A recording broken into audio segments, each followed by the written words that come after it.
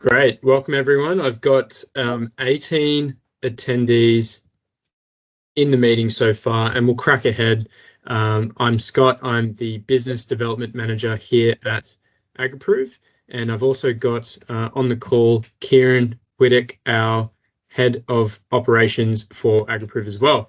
And today we'll walk through a Soil Carbon 101 webinar and blueprint for successful soil carbon project implementation. It's a bit of a mouthful. It is really just walking you through all the ins and outs of the things that we think you need to get across before considering undertaking a soil carbon project. So hopefully it's helpful, informative, and we do have some really good learning resources off the back of this that will keep you in the loop as to all of the ins and outs of managing a soil carbon project. So next slide. Thanks, Kieren. In this webinar, we'll walk through a bit of an overview of our mission as AgriProve, and that is really all about soil health and soil improvement. Soils represent the largest terrestrial sink for carbon, so small increases in soil carbon has a potentially really big impact on reducing carbon in the atmosphere, and that's why we're here. Our goal is to mainstream a farmer-led commercial model of soil carbon farming, so that's really what our customers are about. Turning their farm operations from a source of carbon into a potential sink, and all of our projects follow the 2021 soil carbon methodology to produce high integrity ACCUs or carbon credits, which is a core validation of farm management practices that boost soil carbon. So we'll walk through today a little bit how that works and what are the ins and outs to be aware of. Many of the producers I work with in my role see, I guess, climate change as a big risk to the long-term production outcomes for their operation. So undertaking a soil carbon project has been an important way of managing for a healthy microbiome in their soil and also managing for long-term outcomes. So next slide, Kieren. I'll just talk to a bit of the projects that we've run to date. We work typically with family operations across the country. We are a national business. We have over 700 projects to date, which is fantastic. And our projects are really spread across the higher rainfall regions of Australia, predominantly located in the eastern seaboard with clusters in southwest WA, Tasmania as well, but predominantly we are national-wide.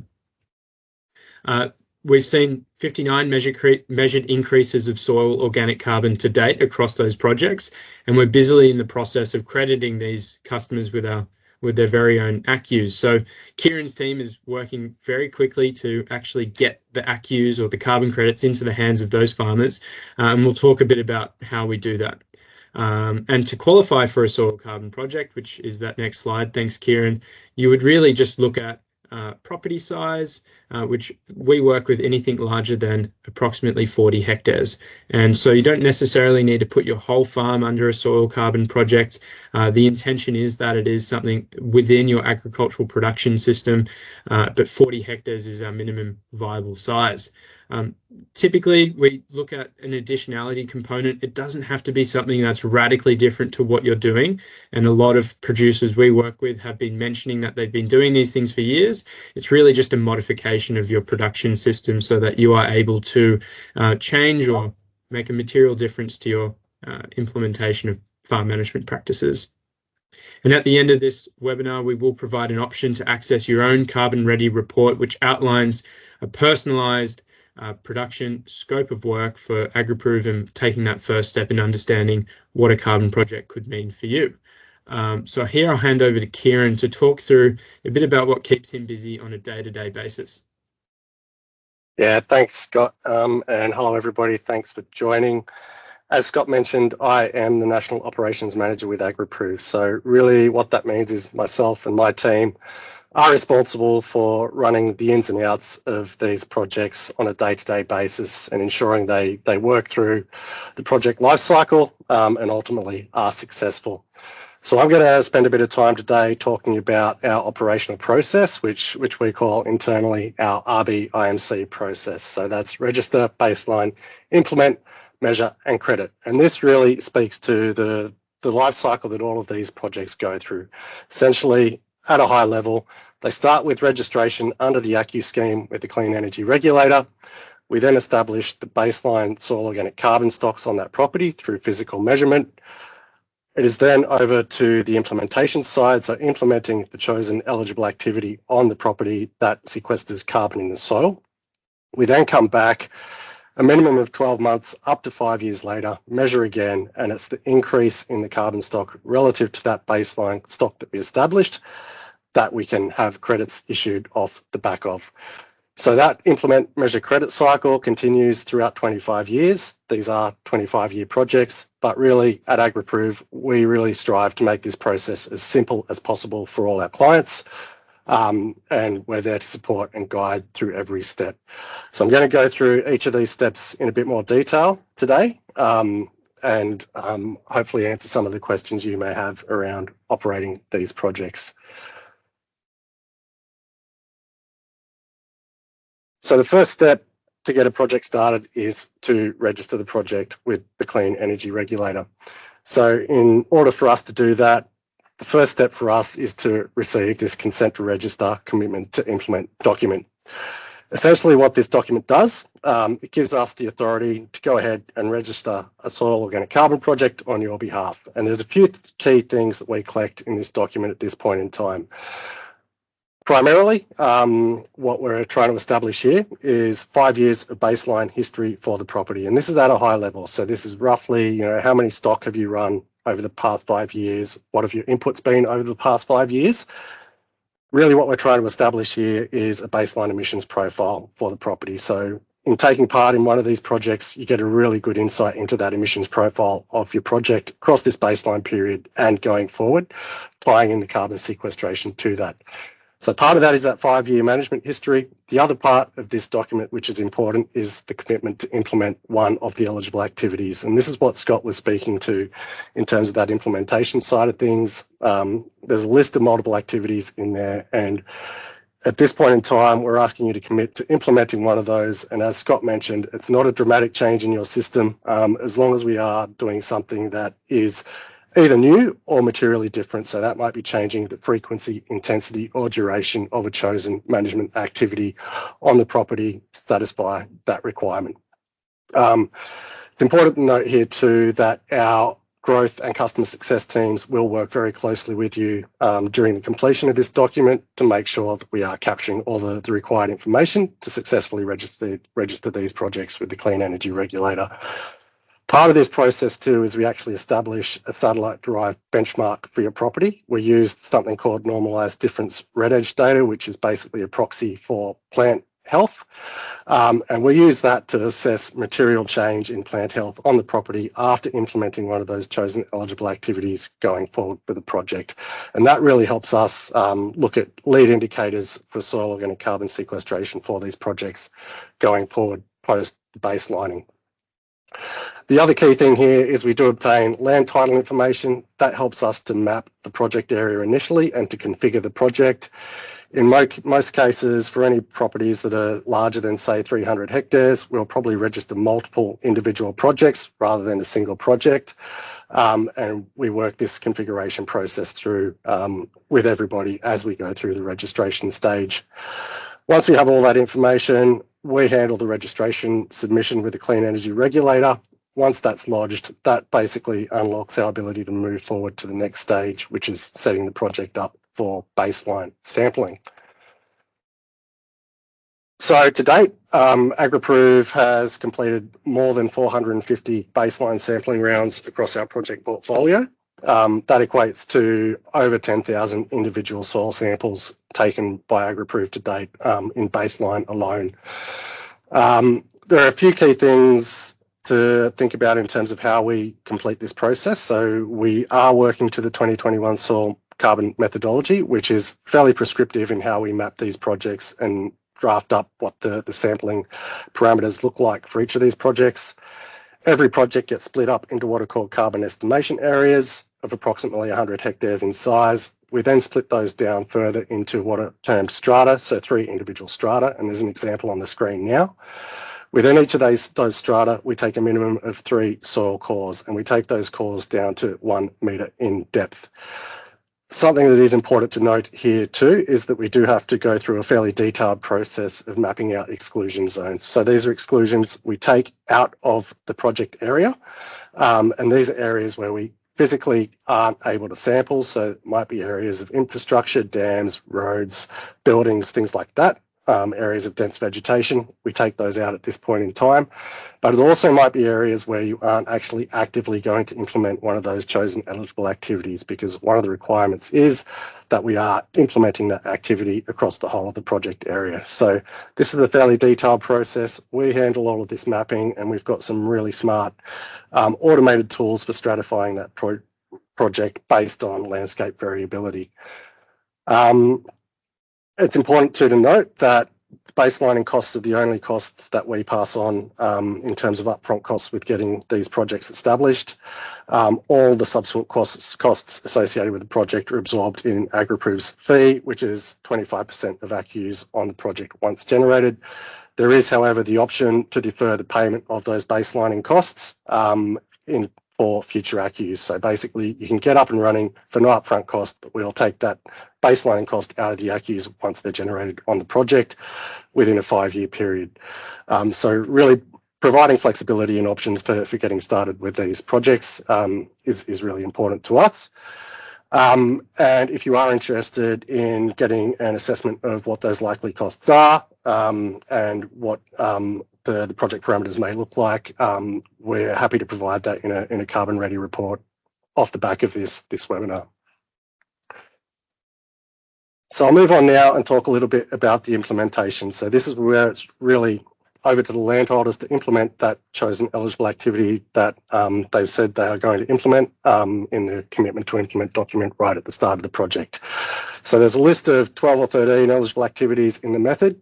The list I've got on the screen here are some of the most common ones that we see across our project portfolio at the moment. So things like altering stocking rates, which is essentially shifting your grazing management regime, pasture renovation, that might be sowing diverse multi-species pasture mix into your soils, and things like addressing nutrient deficiencies in soil through application of synthetic or non-synthetic nutrients. So that could be something like adding compost to your project area.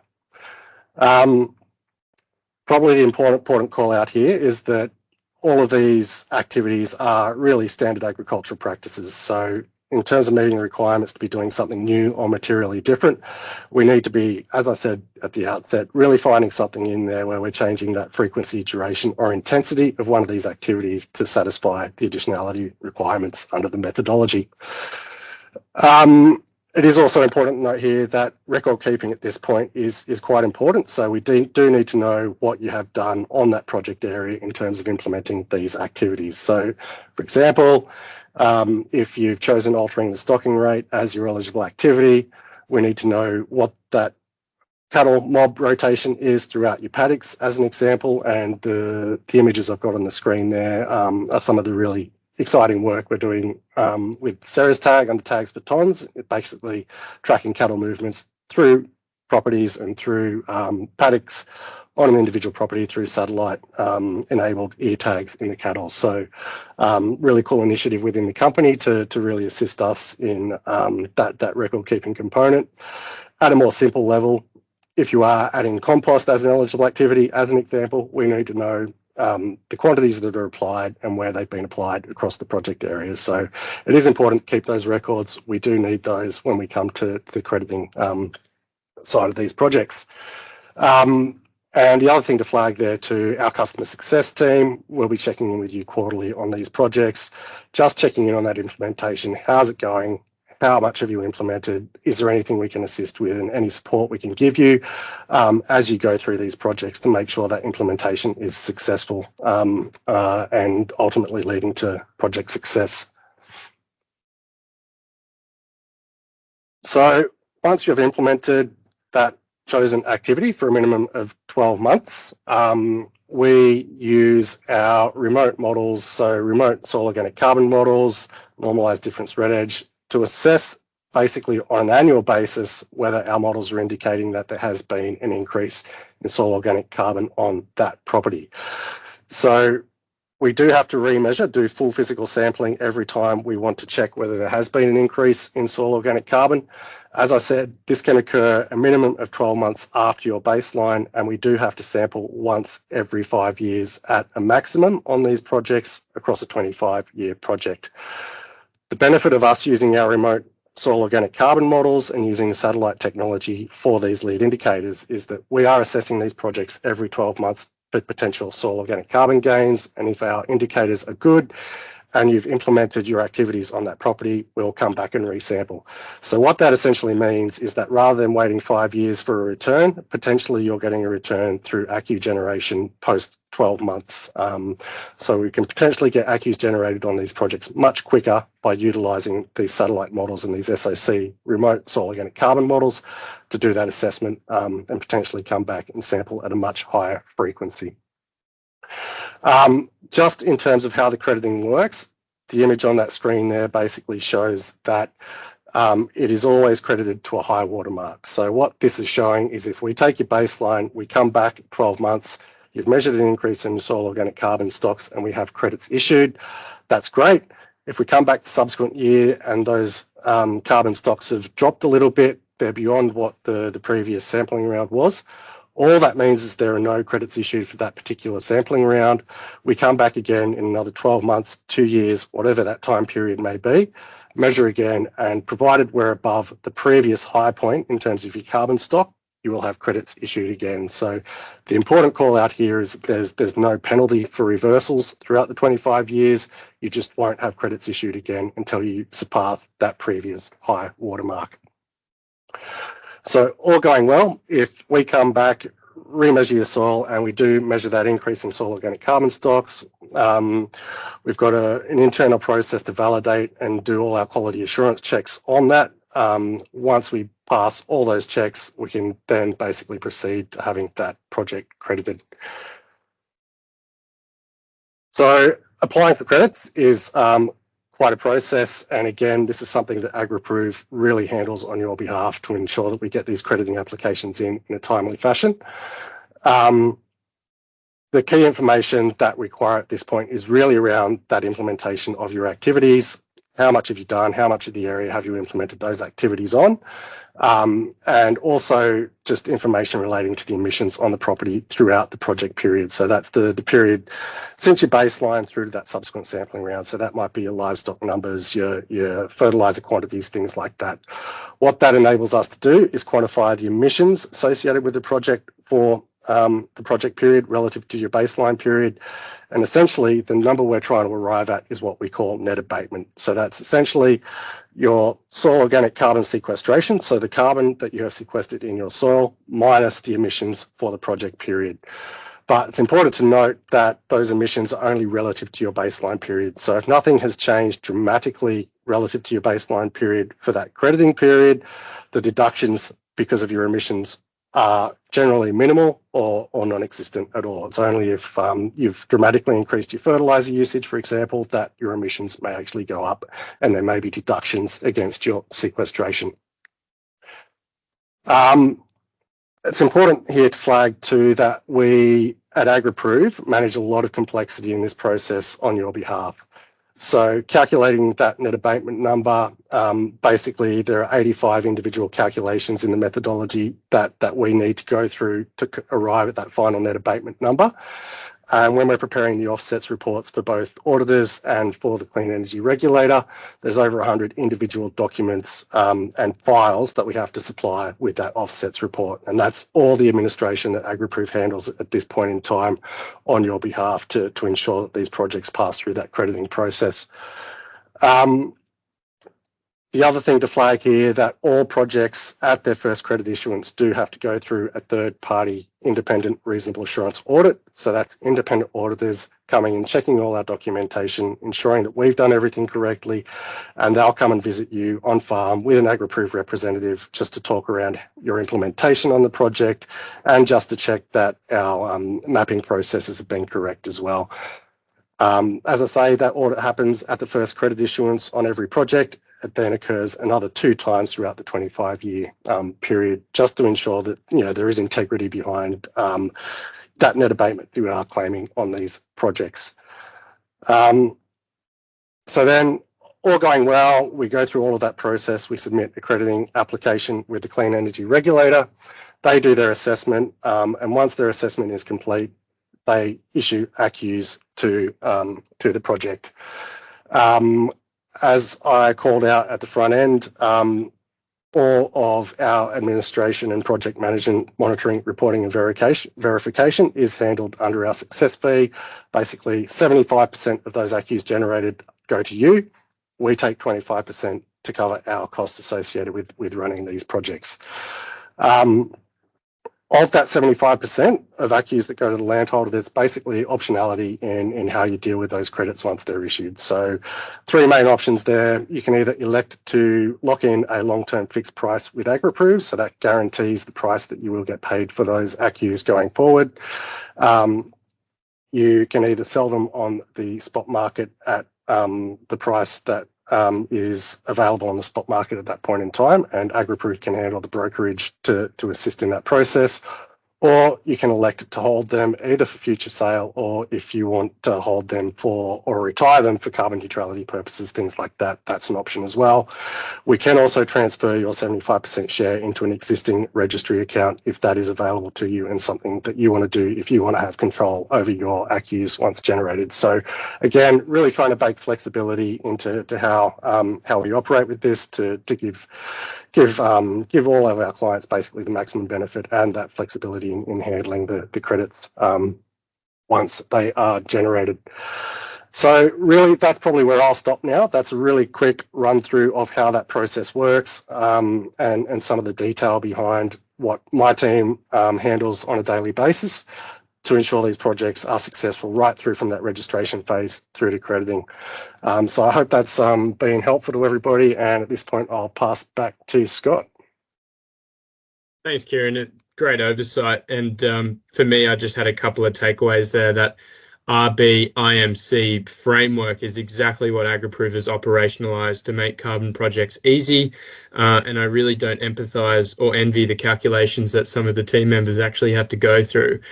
So for me, the big call out is that doing a soil carbon project is not easy, and there's professional assistance in what we do to make sure that it is. And so the farmers we work with can continue running their businesses in ship shape. For us, I guess what's next is really there's a few things worth considering. Continue learning. Our YouTube page is a fantastic opportunity to go away and learn some more. I definitely appreciate that there's a whole new industry in carbon farming, and it's something that we should all really try and get across. So visit our YouTube page. That is a really great resource, and do your own research. And I think the things to look out for in a carbon project developer is really just around, have they delivered credits, and that is credibility to its definition, but also the risk profile. So what are you exposed to working with a developer? That's definitely a good question worth asking. What's the cost profile? What am I up for paying for? And then how does that percentage success fee work? That's definitely some good questions to ask. And then what are the restrictions or prescriptions or products that you may have to use throughout your journey with that developer? I believe AgriProve does have a lot of really great answers for those questions, but I do encourage everyone considering a carbon project, whether it's right for them, to look into assessing your own potential with our Carbon Ready report. That report gives you an understanding of what your property's potential looks like, potential carbon credit earnings that may be possible under best management cases, and then also a figurative baseline quote for getting started, as well as some of our interesting resources. So off the back of this, we'll send out an email to go through all of those next steps should you want to choose your journey appropriately, but definitely encourage that assessing your own property's potential.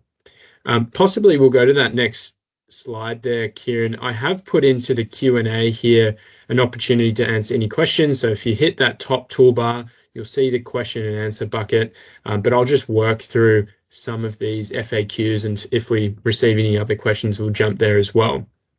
So just typical project length, 25 years. We do have a number of opportunities to out, if you will. So that consent to register, that first step of the project, really is something that is, you can opt out there. You can opt out at any stage later on.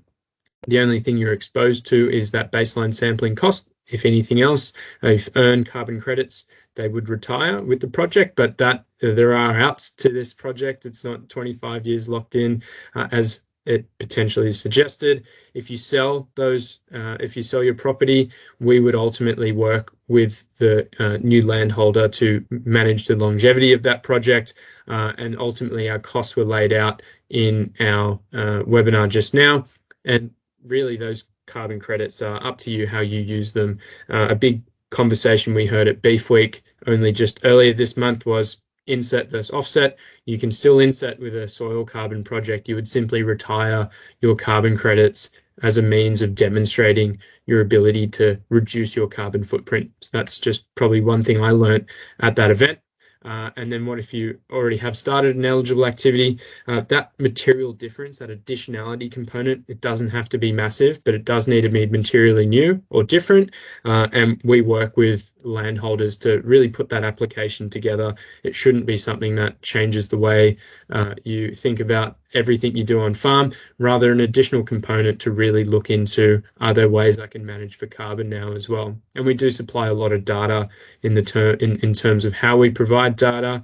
It's a new management tool for you to work with. I've got no questions in the Q&A. We might wrap up in a couple of moments. Kieren, do you have any closing comments before we decide to call this a close? No, Scott, not really any closing comments from me. Just to reiterate your point, the recommendation would be do your research, look into those factors that Scott flagged previously, and make sure that one of these projects is the right fit for your operation. But utilise the offer of the Carbon Ready report. Absolutely, that will give you a lot of insight into what this project might look like for you going forward. I do have a question in the chat. What happens in the event AgriProve was no longer a going concern? So what if AgriProve folded? I guess it's a good question. Would the landowner need to address the administrative tasks themselves in this event? Kieren? Yeah, so look, I think in the event of that occurring, I think there's probably two pathways realistically that could occur there. So the first one being, yes, if you were confident that you could take on the administrative components, there is the option of running the project on your own, acting as proponent on your own if we were no longer part of the picture.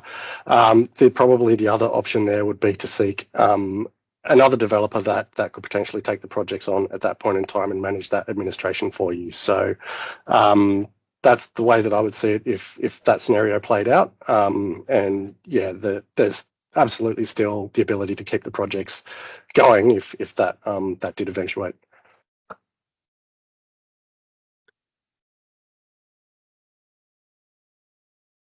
Great. No, I think this is fantastic, and we'll follow up with we'll quickly digest this webinar into a YouTube clip, and we will send it all out to everyone who registered and jumped onto this webinar here now, with the option of building out that Carbon Ready report. Encourage everyone to get around what your own property's potential looks like. But thank you for your time. Appreciate the time on a Friday afternoon, and we'll call it a close there.